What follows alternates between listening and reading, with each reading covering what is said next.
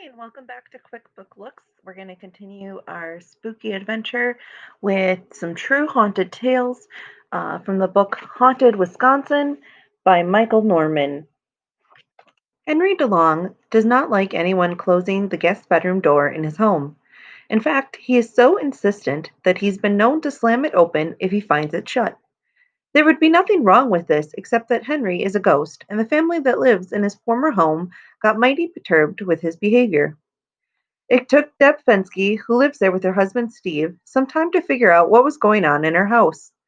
I thought maybe it was because the door wasn't closing properly, so I'd close it and push it on it to make sure it was shut tight. Again, a few minutes later, it would be open. Then came the day when she got the message, as she put it. She had returned home for lunch one winter day and found that the bedroom door standing wide open. She wanted to keep it closed for a very practical reason.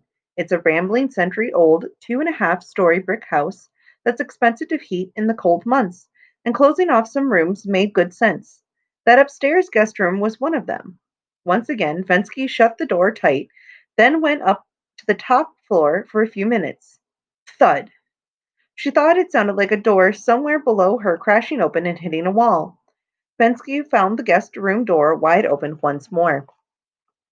I got the message, she said, smiling with resignation. I stood on the landing facing the guest room and made a deal with Henry. I told him we would keep the door open, but that when we have guests who stay in the room, that he not open the door if they had closed it. So far, Henry has kept his promise. The Fenskys haven't had another problem with that particular door. Sometimes it's not easy living in an older home under the best of circumstances, but even more so if the many oddities that unfold within its walls hint that a previous owner had not altogether vacated the property. Devin and Steve Fensky had heard something of those stories that went along with the historic Henry and Elizabeth DeLong house on West Fulton Street in Wapaka when they bought the place in July of 2000. On one occasion, a young woman who had previously lived there told Deb Fensky apprehensively that she had wanted to speak with her about the house for quite some time. When Fensky said she wasn't sure what the woman was talking about, the latter blurted out, "Your house is haunted." Fensky smiled back and assured her that she didn't see it as a problem. She preferred to use the word spirit rather than haunted. The DeLong house is a classic boxy American four-square, turn of the 20th century home of brick and concrete construction.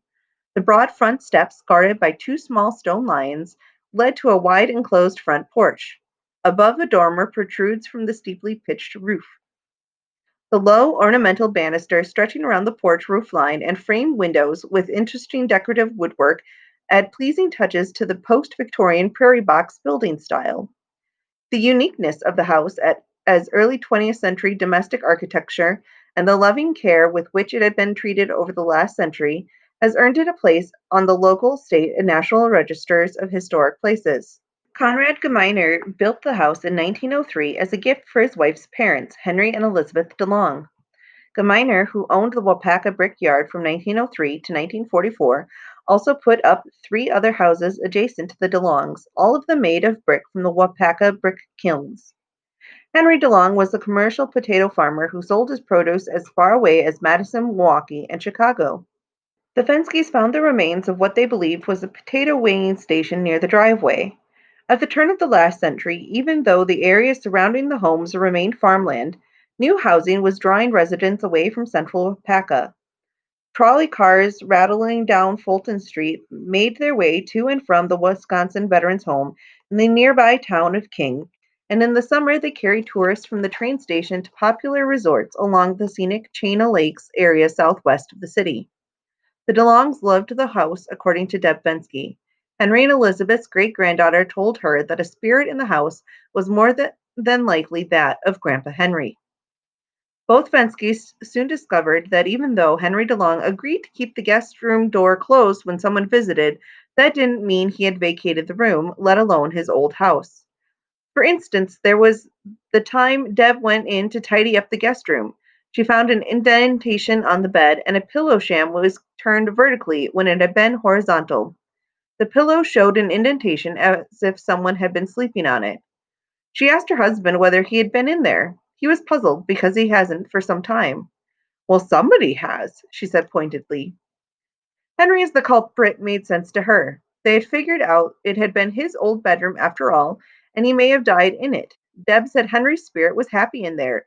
She was even resigned to the occasional odd ways in which the departed owner decided to say hello. The Fenskys no longer expect their resident spirit to wander only the upstairs bedroom. Deb fell asleep one evening on the living room couch and awoke to find a man, she was quite certain it must have been Henry, standing next to her. He was older, wearing baggy bib overalls, a denim jacket, and a broad rimmed straw hat. He stared at her for a few seconds before vanishing.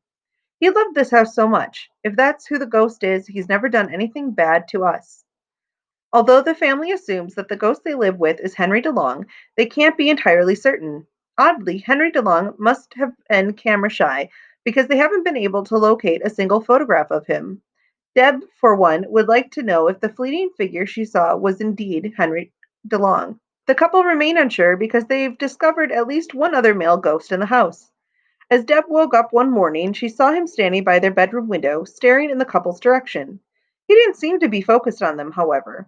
This was a bigger man than the earlier ghost she'd seen. He was dressed all in white and had dark hair. There is some evidence that Elizabeth DeLong could not care for her husband adequately as he became elderly, and they hired someone to help with his medical needs. The Fenskys think that the person Deb saw may have been someone like a hospital orderly working for the DeLongs. This person's old bedroom might have been Deb and Steve's bedroom. Deb has also seen him a few times hanging about the hallway outside their bedroom. Both Steve and Deb Fensky readily admit that their stories about living in a haunted house sound weird and bizarre to strangers, but both are very comfortable sharing their extraordinary experiences. Deb Fensky is the product and marketing manager for Wapaka Corporation, while Steve is the hazardous material training coordinator for Wisconsin's Emergency Management Department. Neither of them has been harmed nor exceptionally frightened. Events are usually more startling than frightening. For example, there was the time she saw the man in white looking down at her in bed. She tried to awaken Steve, but by the time he sat up, the image had vanished. It's also just plain discomfiting to have a ghost popping up in one's bedroom. I just assume they stay out of there, she said firmly. Yet it was an incident in the couple's bedroom that gave Deb the notion that someone or something else shared their house. Shortly after they moved in, she placed three small carved statues on the bedroom dresser. Before long, she noticed that one statue in particular, a delicate carving of a woman, was in a different position.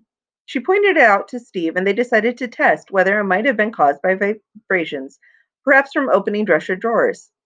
They pulled the drawers out, and although the statues moved slightly, none of them turned.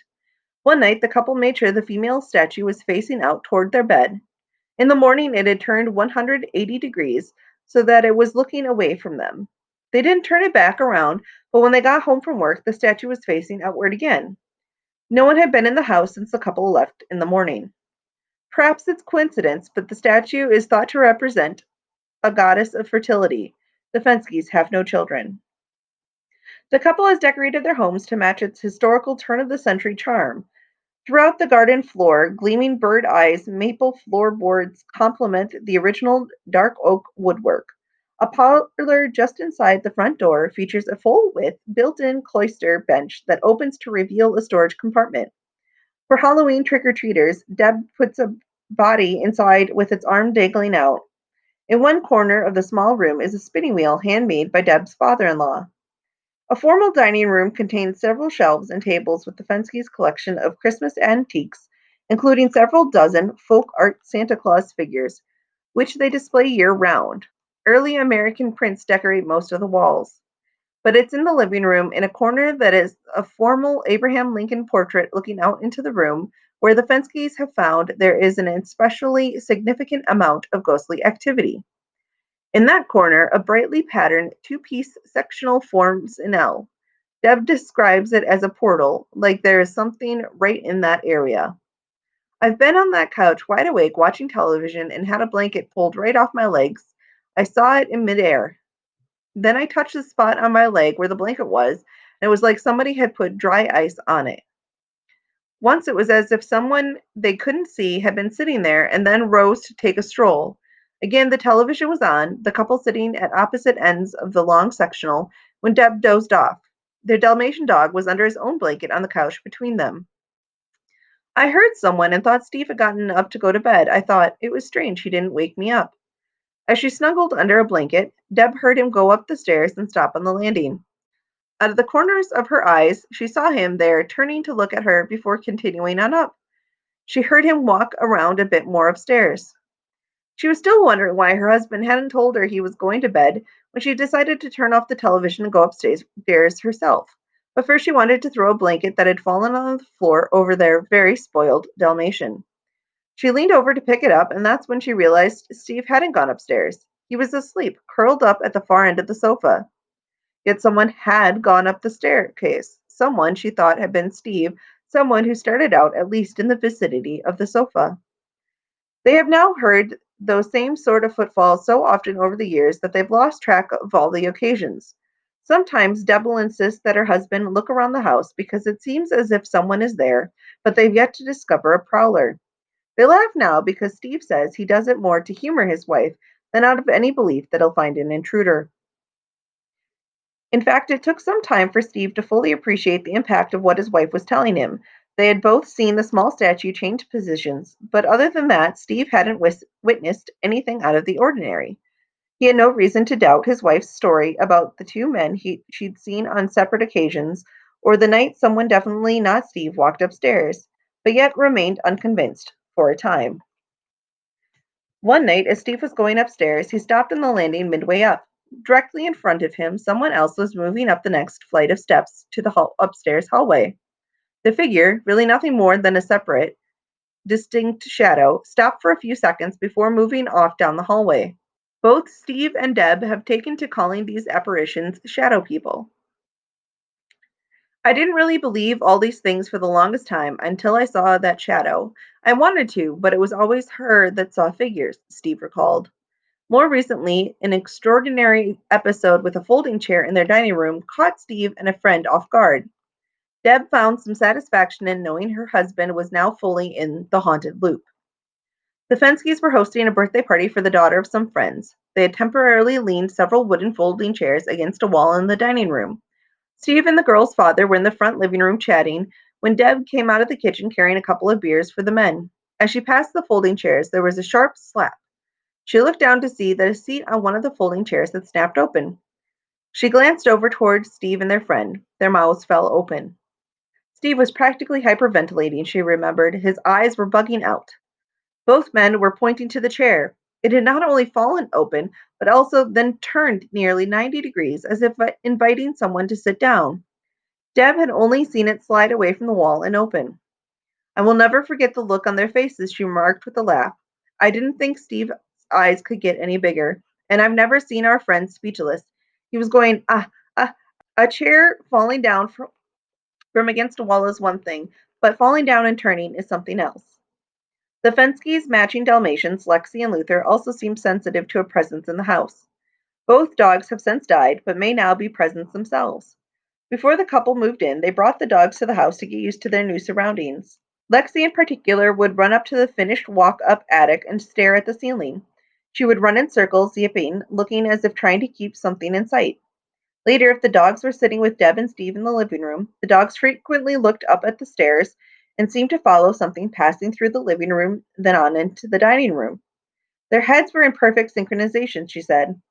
Neither Deb nor Steve saw or felt anything. Lexi died unexpectedly a few years after they moved in. The couple was devastated by her loss, especially because Luther had health problems of his own, including becoming blind and diabetic after eating some herbicide. Deb and Steve were able to keep him alive through medication for 3 years. The Dalmatians always seemed perfectly in sync in life, so perhaps it shouldn't be surprising that the departed Lexi paid an unexpected visit one day. Steve was in the living room when the aged Luther jumped up on the sofa next to him. A few minutes later, Deb came out of the kitchen. "Oh my God!" she cried. At that moment, Luther's head, right down to a Dalmatian's distinctive black spots, had changed to become Lexi. His head changed, his face changed, but then he shook himself and returned to his normal self. Lexi had always begged for back rubs. She would back up into Deb's legs, hoping for a good massage. If Deb complied, the dog moaned in delight. Luther, on the other hand, wanted nothing to do with someone touching his back. Right after Luther's head seemed to morph into Lexi's, he jumped off the sofa and went over to Deb and nuzzled her, something that he rarely did. She petted him carefully. He turned around and backed into her as if he now wanted a back rub. He even plopped his rear end onto her lap. As Deb rubbed his back for the first time, he whimpered with pleasure, just as his pal Lexi used to do. Since the dog's deaths, Deb in particular still hears their toenails clicking across the hardwood floor, especially in winter when the house is more tightly shuttered. At times, she's been sitting on the couch when she's felt one of the dogs leap up and sit on her legs. I'm thinking I've got a 90-pound ghost dog on me, she says. I could feel her weight. I mean, she was on me. As with the two human ghosts in their house, Deb and Steve Fensky are perfectly comfortable with these friendly, although unseen, canine companions. The Henry DeLong house is one of a cluster of 4 brick homes Conrad Geminer put up a century ago, but the only one with the notable designation as an official historic site. Next door to the Fenskys in the original Geminier home, a late Victorian transition house with a wide open front porch. Mara Westerhouse and Danny Tamburino bought it in late 2009. Remarkably, that house, along with the Fenskys and another home across the street, might be the center of a haunted historic district in that part of Wapaka. The Geminer house has had sweeping changes made to it over the years, but not enough to prevent the appearance of a revenant from the past. Mara and Danny's baby girl, named Bella after her grandmother, was born in the February after they moved into the house. Late one night, Mara had gotten up to get the baby a bottle in the kitchen when from behind her she heard a woman softly humming. Mara was tired and fixated on feeding her baby, so the suddenness of it all surprised her. She said she kind of blew it off. One evening, shortly after that, the family was watching television when Danny went upstairs for a few minutes. He came back down white as a ghost, Mara remembered. Her husband is a sturdy, well-built man who is anything but wimpy, Mara said with a laugh. He blurted out that he had just watched as a black shadow walked down their upstairs hallway, turned to look at him as if wanting to make certain Danny had seen it, and then vanished into a bedroom. Danny said he could pick out the shape of its head and a body below it, both misty and deeply black. It had no other features. What scared him the most is that it had turned toward him. Mara's son Gage had been listening. Good, I'm glad someone else saw it, he exclaimed. He'd also seen a shadow-like object moving around in the house. Mara eventually made friends with the Fenskys next door because she knew the houses had been in the same family at one time, and because she wanted to know if they had ever experienced oddities in their house as well. One bit of information Deb shared with her new neighbor might have helped solve the problem of the humming woman. When they moved in a decade earlier, one of the first people they met was Shirley, who lived at the time with her husband in the house that Mara and Danny now occupied. What Deb remembered most about her was that she loved little children. She had twin granddaughters, and that she was always humming while doing housework and while tending to her spacious gardens. When they moved in, there was still a plaque on the wall that read Oma and Opa's house. Oma and Opa are Dutch German terms of endearment for grandmother and grandfather. Shirley passed away while living there. Other incidents had Mara and her family on edge for a time, not certain what might happen next. Their pug dog Chloe acted peculiar at times, not unlike the Fenskys' Dalmatians, suddenly growling at something that seemed to be at the far end of the upstairs hallway, or quickly popping her head up as she lay on Mara and Danny's bed, growling and jumping to her feet, fixated, it seemed to Mara, on something invisible moving between the door and the bed. Once Mara tried to melt a bowl of chocolate in the microwave, but overheated it and ended up throwing it away. A few minutes later, she found a glob of the gooey chocolate on the kitchen floor. She assumed it had dropped off the bowl, wiped it up, and threw the paper towel in the garbage. 20 minutes later, she found another lump of melted chocolate in the same place. That was the first time I thought something definitely was going on here. I know I wiped it up because it was all in the garbage can.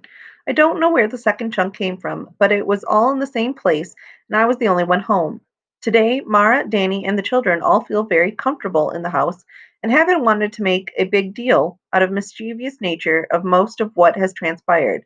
Other than the passing shadows Danny and Gage witnessed, no one has actually seen an apparition. If I ever did see anything, Mara acknowledged, I think that would change my tune. I'm still kind of light about it. It's not scary to me. Across West Fulton Street and a half block down is a tall, attractive, light blue Victorian with white trim and blue shutters, surrounded by a pretty white picket fence.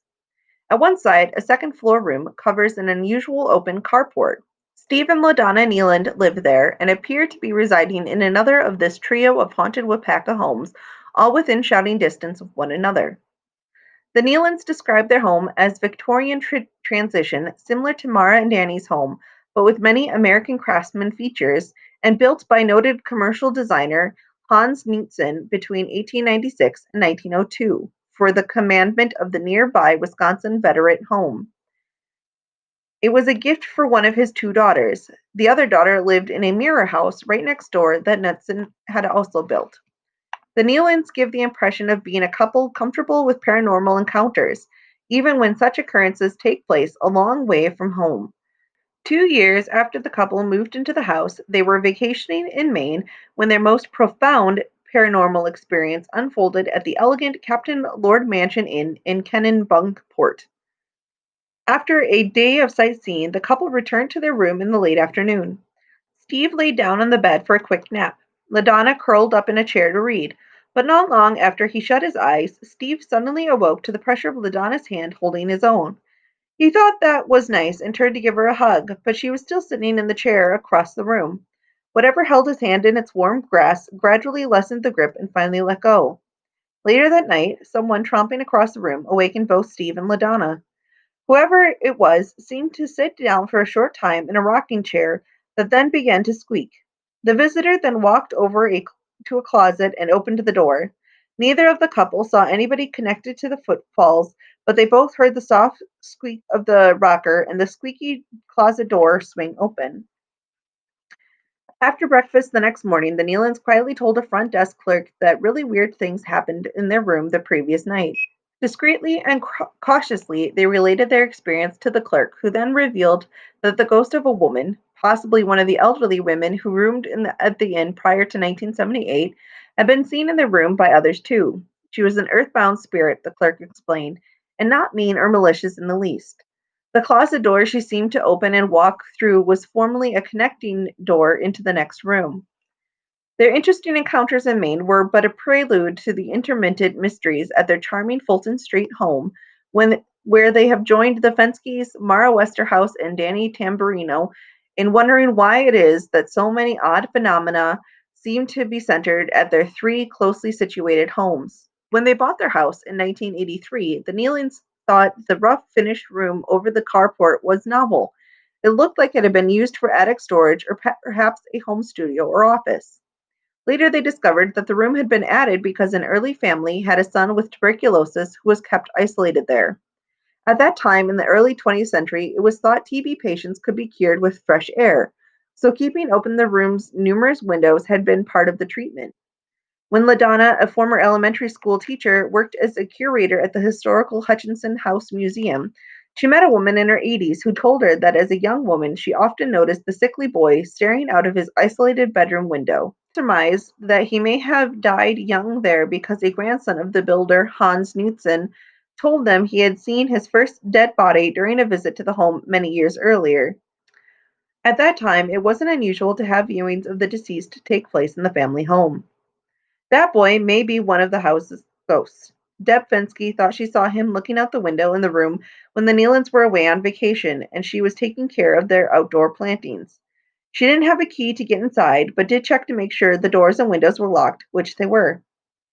The house had fallen into disrepair when Steve and LaDonna bought it.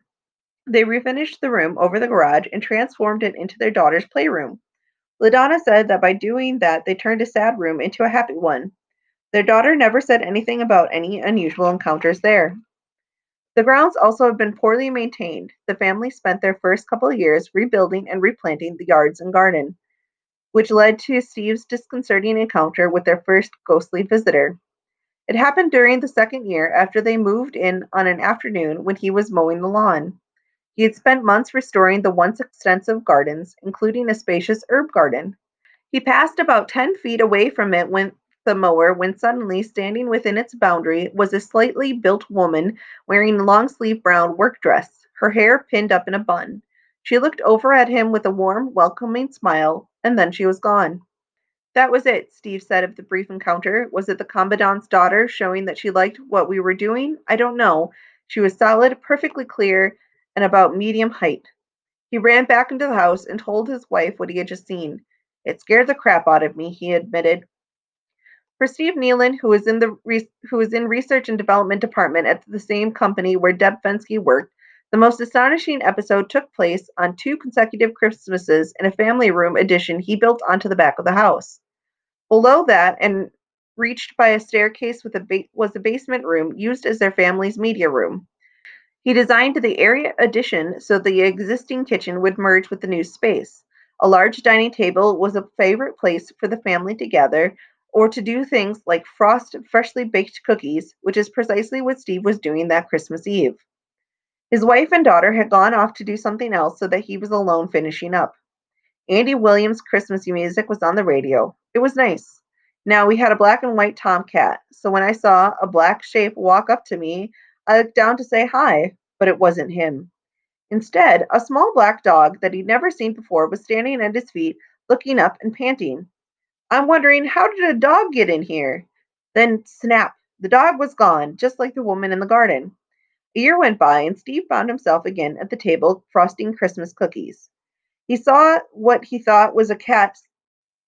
He saw what he thought was their cat saunter up, but again it was the same dog, happy and panting, and gone within a few seconds.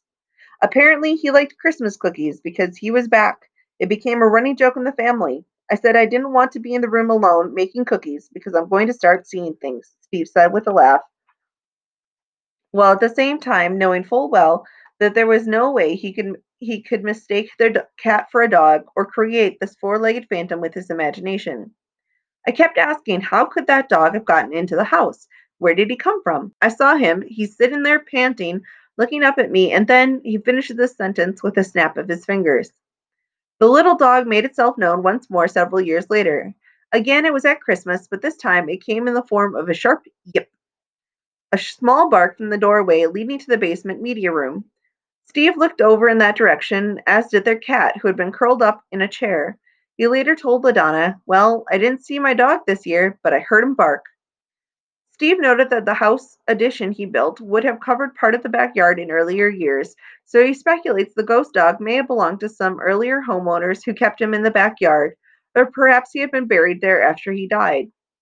The Nealons haven't done enough research into their home's history to pin names on any of their household apparitions or to know whether the young boy died of his tuberculosis. They're also perplexed that their house seems to be a center of some paranormal activity, in that they are in good company with their neighbors, the Fenskys, Mara Westerhouse, and Danny Tamburino, all of whom find it rather extraordinary to be living in a haunted neighborhood in this small Wisconsin city. And that's the first chapter of Haunted Wisconsin. I think you should check it out. It's got stories from all over Wisconsin. So maybe next year, when you're planning what to do for Halloween, you can take a trip and visit all of the supposedly haunted places. Thank you for joining me, and I hope you join me next week.